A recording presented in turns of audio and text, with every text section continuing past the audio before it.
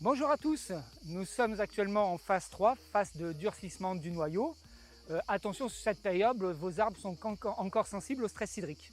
Comme vous avez pu le constater, les mois de mai et juin ont été particulièrement chauds, avec des coups de chaleur au moment de la floraison-nouaison qui ont pu impacter vos récoltes. Globalement, ces 15 derniers jours, on a pu observer des épisodes pluvieux localisés, parfois importants, qui vous ont permis sur certains secteurs de diminuer vos irrigations. Dans les prochains jours, la demande climatique augmente. Il est donc important de maintenir vos irrigations si possible en faisant attention à la ressource en eau qui est fragile, qui est particulièrement fragile cette année. Pour ce bulletin Olive, nous vous proposons quelques conseils pour organiser vos tours d'eau.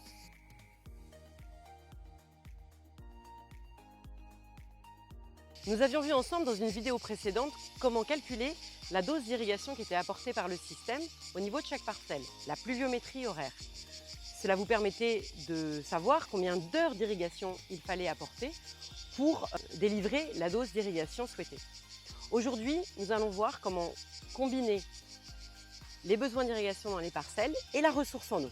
La ressource en eau, qu'elle soit un forage, l'eau du canal de Provence ou de BRL, l'eau de votre ASA, est toujours définie par une pression, mais aussi par un débit.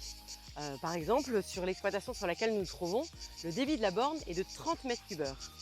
Avec ces 30 m3, je vais organiser mon tour d'eau. Je ne peux pas irriguer plus de surface que ce que me permettent ces 30 m3. Dans notre cas précis, nous avons 2 parcelles qui sont irriguées depuis cette ressource. Une très grande parcelle de plus de 5 hectares qui demande 27 m3 pour fonctionner et une petite parcelle au-dessus d'un demi-hectare qui a besoin de 3 m3.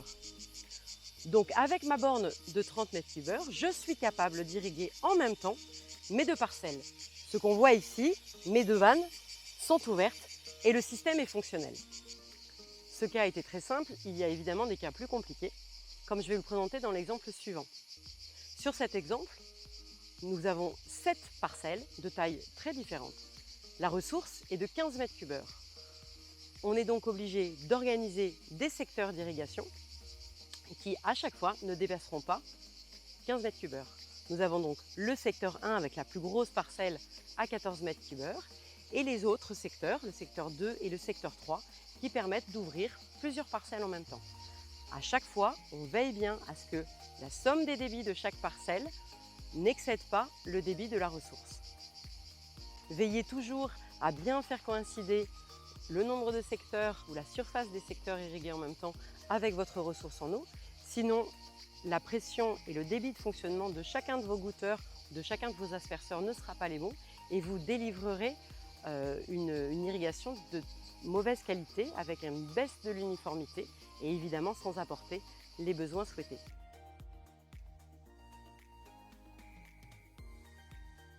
Alors Alice vous a expliqué comment calculer vos tours d'eau à partir des débits de vos postes.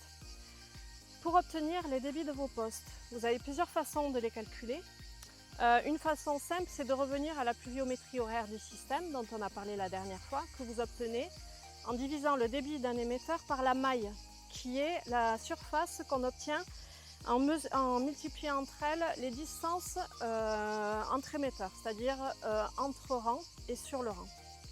Une fois qu'on a fait ce débit en litres heure divisé par la maille en mètres carrés, on a une pluviométrie horaire en millimètres par heure, qui vous permet de calculer le temps d'irrigation que vous devez apporter à la parcelle pour une dose donnée en millimètres. Cette pluviométrie horaire, lorsque vous la multipliez par la surface en mètres carrés et que vous convertissez les millimètres heure en mètres heure en divisant par 1000, ça vous permet d'avoir un débit en mètres cubes heure. Ce débit en mètres cubes heure, que vous connaissez, dont Alice vous a parlé, qui est de 30 m3, lorsque vous allez à votre compteur et que vous relevez votre compteur avant et après irrigation, en le multipliant par le nombre d'heures de passage du poste, vous devez obtenir le volume que vous relevez au compteur. Avant le démarrage de votre irrigation, on a déjà parlé de l'entretien de tout ce qui est station de filtration. C'est très important. Vous pouvez vérifier si le filtre est colmaté ou pas avec une prise de pression en aval du filtre. Il existe d'autres manomètres que vous pouvez mettre en bout de rampe également.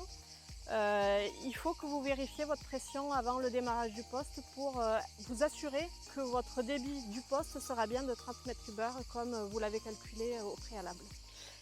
Bien Francisco, comme tu le vois, avec tous ces beaux conseils, je pense qu'on va pouvoir mener la campagne d'irrigation correctement. La sécheresse est là, soyons tous économes en eau. N'hésitez pas à contacter les équipes de BRL, les équipes de la SCP ou du centre technique de l'Olivier pour répondre à toutes vos questions sur l'exploitation et la maintenance de vos réseaux. Bel été à tous et bon courage!